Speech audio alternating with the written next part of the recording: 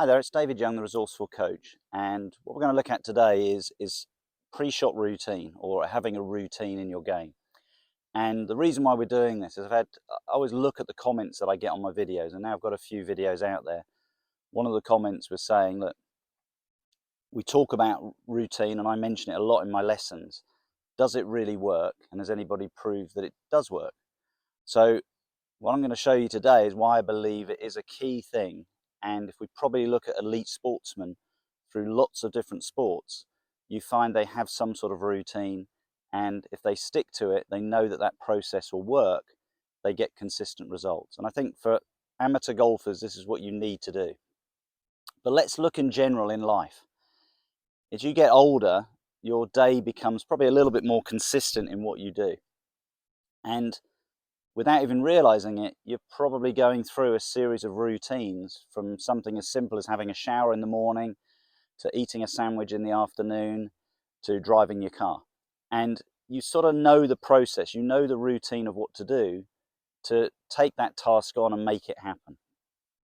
And what we need to do in golf is take those ideas and take them into golf, so you can now create your own routine that you know if you stick to that process, it will consistently start to give you better results.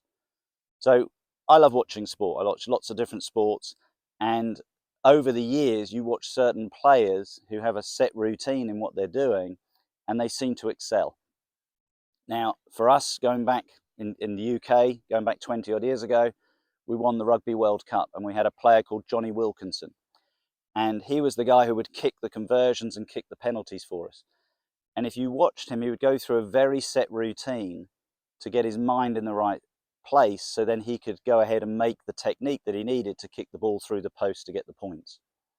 And I think if you probably look at, again, other sports, you tend to find, cricketers and how they bat, they'd have a routine of how they're reacting before the ball comes down. And definitely in golf, we see that. We see these guys go through that routine. And what's important to understand, it needs to flow. It needs to flow like you drive your car. Okay, you don't think about driving into your driveway at home and hitting the indicator X yards from the driveway and turning in. You don't think about how much you turn the steering wheel. It just becomes a habit. And what we need to do is use those ideas to create a good habit in your golf. So I always look back, and golf has pretty much been my life. Started golf at the age of 6, and you always pick up things through the years that you go, wow, that was amazing.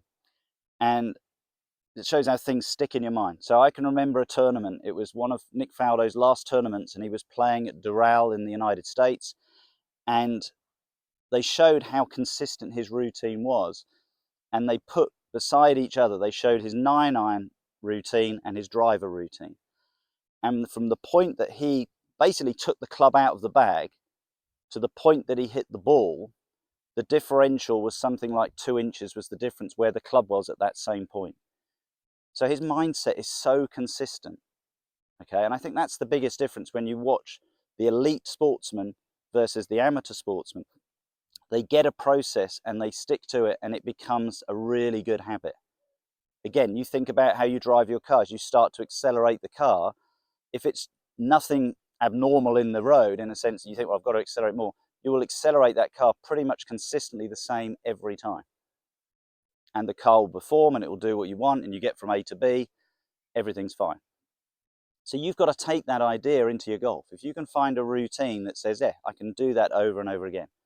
So I'm just going to show you my routine and what I do when I play. And what we go back to the Nick Faldo thing, as I said, where does the routine start? Well, I have what I call my 20-yard zone. When I get within 20 yards of my ball, my brain now starts to kick in to think, right, what's the next shot? I don't want to be feeling for 4 hours, 4.5 hours in a round of golf that my brain is 100% focusing all the time, because you'll probably get to about 7 holes and you'll burn out. So I have what I call my 20-yard routine. I get within 20 yards of the ball, and now suddenly my brain clicks in. And what I'm looking at then, my first thing is I'm looking at the lie of the ball. I use a rangefinder, so I use a Bushnell rangefinder, and I will now get the distance for the type of shot that I've got. So straight away I'm getting some information. And that really gives me the first 2 things that I'm looking for. Number 1, what is the shot that I want to play? So I have a visual picture in my mind of the shot that I want to play. And number 2, the choice of club to fit that.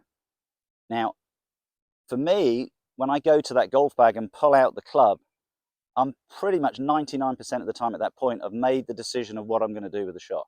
The only reason that might change is if the conditions change for some reason. Suddenly there might be a gust of wind and you think, oh, I didn't notice that before. So I'm only probably going to change that. I've made that decision, and more often than not, it will be the right decision. So my first two things are I look at the shot, assess the shot, and now I pick the club to fit that shot. So that's the starting point. Then the next thing I'm looking for is I want to rehearse the idea that I've imagined. So for me, what I do is I'll come beside the ball, and the reason why I come beside the ball here and do a practice swing is I'm on a similar angle to the slope that I'm going to play on. So I get a lot of people might come back here and do a practice swing, and now you're swinging. This is very slightly ball above my feet that way. I'm now practicing a swing on a downhill lie because that's the way the slope's going. So I will always practice the swing as much as I can relative to the slope.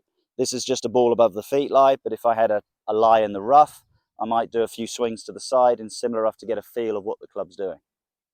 So going through that now, so I've got the impression of shot, I've chosen the club, now I want to rehearse the shot. Okay, and get the feel of what I'm going to do to play that shot. And pretty much now, if I haven't made the decision now, then I'm not going to play a good shot. But I'm pretty much sure now I've got the right idea, I know what I'm going to do. So then my final thing, we're going back to one of my videos before, I'm very much this, make the target small to make the result bigger. Okay, we did it on the driving. So I'll come back now, and down my practice ground here, I've got some posts. So I'm aiming at the 150-yard post. I've got a 7-iron here. That's the direction I'm going to go. And now, because I've got the picture in my mind of what I'm going to do, I'm now going to walk into the ball, visualize that shot, focus on the top of that post, and from there now, commit to the swing that I'm going to make. From there, play the shot. Okay, so I'll give you a feedback of what I've done. So it's a shot. If I was probably playing into a green, I would have probably just hung on to the left side of the green. So I'd look at that and think from 150 yards, that's pretty good.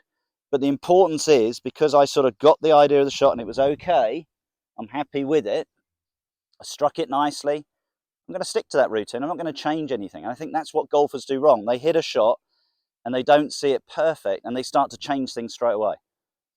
If you've gone to the range and you've got into a rhythm and a feel of what you're doing, let it happen. Again, you wouldn't suddenly jump in your car and suddenly sit in the passenger seat and try and drive it from that seat. Stick to the process, give it a go.